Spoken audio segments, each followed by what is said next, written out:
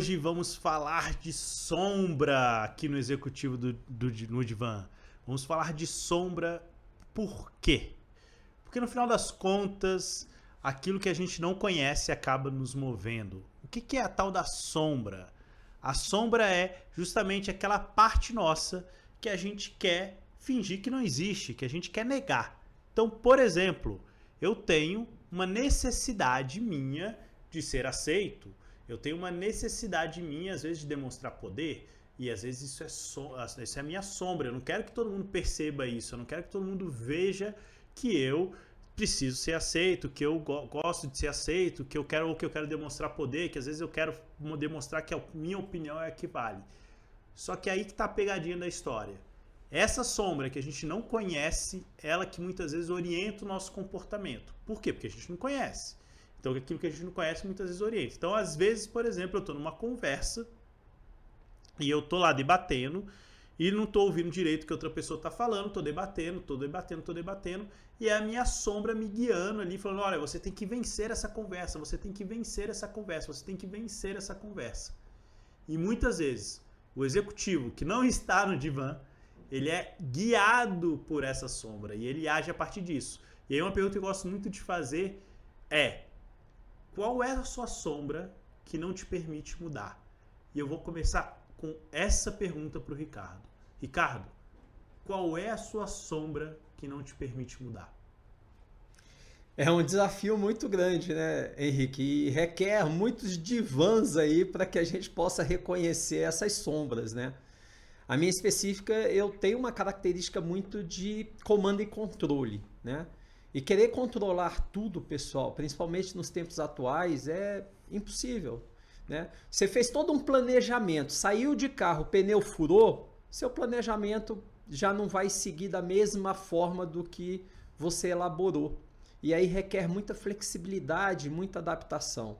E é importante que essas sombras, normalmente, pessoal, elas são vistas a partir do olhar de alguém que possa lhe apoiar, a partir de um divã. Me recordo, inclusive, uma vez, Henrique, eu era presidente de uma entidade e a gente fez um trabalho de final de semana e nesse trabalho a gente fez feedback, né? Então a gente colocou um cartaz na frente e atrás de cada um. Na frente colocava os aspectos positivos, atrás os aspectos a serem melhorados. E aí a pessoa tomava contato no final dessa dinâmica com os aspectos a serem melhorados. E uma pessoa colocou no meu cartaz que eu era ríspido.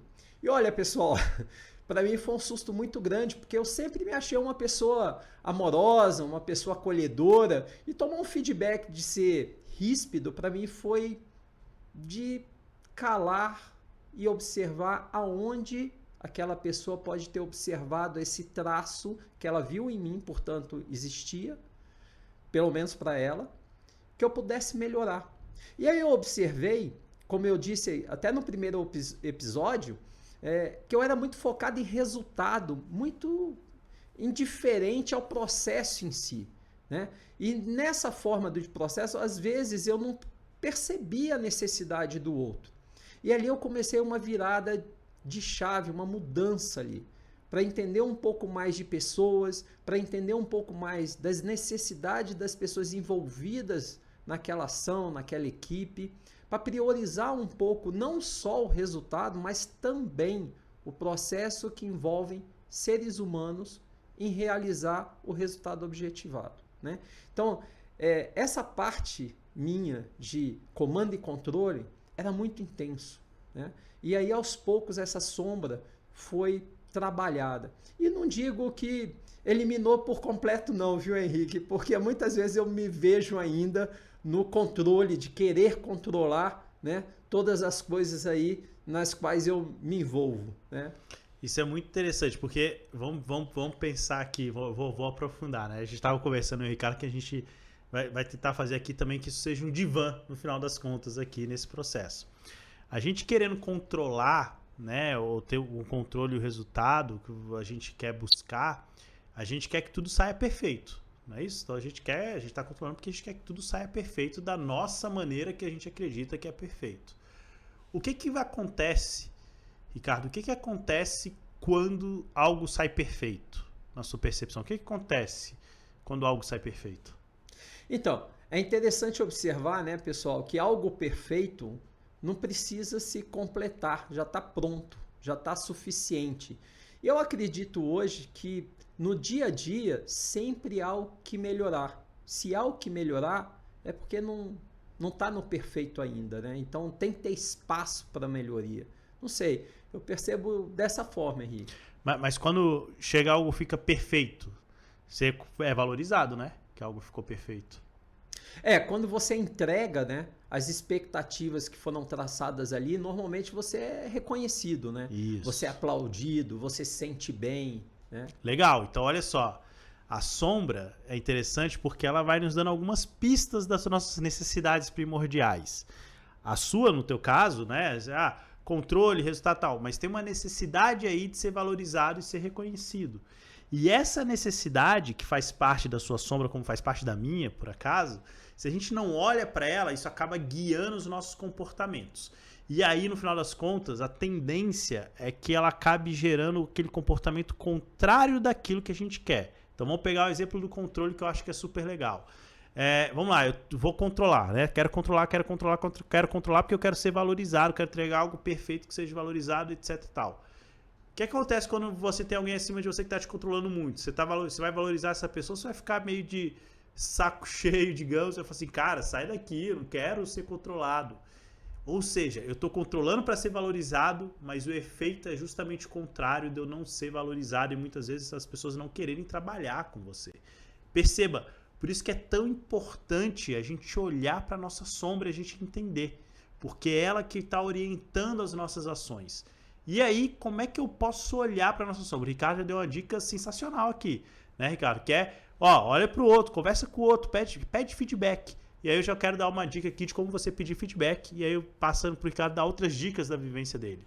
Olha só, gente, você não vai receber feedback das pessoas perguntando assim, me dê um feedback, por favor? Isso não vai acontecer, as pessoas não vão se sentir à vontade para isso. Agora, se você perguntar, o que eu posso fazer para melhorar o seu trabalho comigo, para melhorar o seu dia a dia comigo, aí ela vai sentir a vontade de responder. E aí você começa a colher, entender qual que é a sua sombra ali. Eu, por exemplo, quando eu fiz essa pergunta, me falaram, olha, acho que você podia prestar mais atenção nas ideias que são diferentes da sua. Eu falei, então, tem uma sombra minha aí, que é eu a falar que eu tô certo, porque eu achando que eu tô certo, é isso, eu acho que eu tenho poder, achando que eu tenho poder, eu me acho importante, sou valorizado e por aí vai entrando nessa minha necessidade. E você, Ricardo, quais outras dicas você percebe aí que a gente pode ter para poder pedir, observar a nossa sombra e não ser guiado por ela? Um ponto fundamental, pessoal, é a autoobservação. Você começar a se observar, buscar observar seus comportamentos, como é que você atua no dia a dia, né? E estar aberto, né, a esses feedbacks, a escutar o que o outro efetivamente está falando para você. Nessa situação de controle, Henrique, muitas vezes, muitas pessoas chegavam para mim e falavam, Ricardo, dá um tempo, me dá um espaço para te dar um retorno, me deixa trabalhar um pouco mais livre, um pouco mais solto, para que eu possa efetivamente colocar o meu conhecimento, a minha criatividade em ação. Porque a pessoa que tem muito controle forte, pessoal, muitas vezes ela quer fazer com que o outro execute da forma que ela executaria. E eu entendi nesse passar dos anos, Henrique, que isso não é possível. Além de não ser possível, isso não é bom. Porque ninguém tem a verdade absoluta. Ninguém tem a perfeição feita de qualquer que seja a atividade ou trabalho. Sempre há espaço a melhorias. Por isso é importante as complementariedades que a gente tanto falou. E aí, como eu comentei no episódio anterior, a questão da janela de Johari, né, pessoal? A janela de Johari, ela dá exatamente essa dica, né, da gente poder atuar dentro da área pública. O que seria isso, pessoal? Tem coisas que eu sei sobre mim que o outro não sabe. Tem coisas que o outro sabe sobre mim que eu não sei. A área pública, pessoal, é você conseguir escutar o que o outro possa falar sobre você que você desconhece. E também você falar para o outro coisas que ele desconhece sobre você ou sobre aquela situação. Ou seja, levar para esse ambiente de conversa de forma clara, transparente, todos os elementos. Se você está desconfortável e o outro não sabe, ele pode estar criando situações, circunstâncias que ele desconhece que te gera desconforto. Então precisa ser claro, precisa expressar isso para o outro. Da mesma forma que quando você solicita algo para o outro, precisa ser claro, porque muitas vezes no que você não expressa de expectativa, o outro não tem como desconfiar ou descobrir, porque ele não é você, ele tem outra perspectiva, ele tem outra experiência, outro repertório de vida. Então é muito importante que essas sombras sejam lançadas à luz, sejam lançadas para essa área pública, mesmo que elas sejam vulnerabilidades. Porque, pessoal, não tem nenhum super-herói organizacional que vai resolver tudo sozinho. É toda uma interdependência de todos os elementos que compõem a equipe, o time, para que efetivamente se busque um resultado com grandeza e somando as competências de todos os envolvidos, né, Henrique? Isso aí. E hoje, né, olhando de novo para o domínio do processo e do resultado, um bom resultado é aquele que tem bem-estar e desempenho, né? Tem esses dois pontos aí. E aí você trouxe uma coisa muito importante, e aí eu quero trazer uma reflexão. Eu particularmente, eu estou muito nesse processo de olhar para a sombra, né? E estou muito olhando para isso, e teve uma vez que eu olhei para essa sombra minha, para essa minha necessidade de ser visto e de medir meu valor por quem me vê, né? E estava muito dolorido, e aí uma pessoa falou para mim uma coisa que me marcou, que foi assim: olha, Henrique, para você conseguir aprofundar na sua sombra, olhar na sua sombra efetivamente, né? Você também precisa reconhecer sua luz, que tem tudo a ver com o que você trouxe agora, né? Então, e aí a gente volta para o tema do primeiro episódio do autoconhecimento. Então, para você olhar aquilo que você quer negar, é importante você reconhecer aquilo que você é bom também nessa história toda, né? Porque são essas duas coisas que é você é o conjunto dessas duas coisas aí nessa história, né? E aí, gente, se você tá reproduzindo uma realidade que você não quer, se você percebe, putz, eu quero estar mais próximo das pessoas, mas eu reproduzo, as pessoas se afastarem de mim, comece a olhar, porque provavelmente é a sua sombra que está te movendo, é aquilo que você está negando. E quanto mais você nega algo, muito provavelmente mais aquilo cresce, né? Quanto mais você tampa, mais aquilo ganha força dentro de você. Então, busque conhecer a sua sombra e faça essa pergunta para você: qual é a sombra? Qual foi da minha sombra que me movimentou hoje? Qual é a minha sombra que me guia hoje nessa história toda? Qual foi a sombra que gerou uma realidade que eu não queria nesse processo? Cada vez mais, se você não trabalhar a sua sombra, eu acho que as mudanças não ocorrem, assim, sabe? Sinceramente, eu tô cada vez mais acreditando nesse fator. Se eu não trabalhar minha sombra, eu não viro inteiro, e não tendo inteireza, eu não mudo. E aí a gente volta pro autoconhecimento. E essa ferramenta que o Ricardo passou da Jornada de Johari, eu acho que é uma excelente ferramenta para ajudar a trabalhar a sombra. É verdade. E assim, pessoal, já fazendo uma fala final aqui, Henrique, porque eu acho importante destacar isso, a gente já comentou sobre isso. Pessoal, não há possibilidade de você mudar qualquer coisa que você não enxerga. Não tem essa possibilidade. Então, se você quer adquirir melhor desempenho, mais bem-estar na vida, felicidade e tal, requer que olhe para a sombra, porque ela também é você. E no momento que você olha, você pode fazer algo em torno disso. Só aí, efetivamente, você vai conseguir evoluir, progredir e buscar os desejos que você almeja.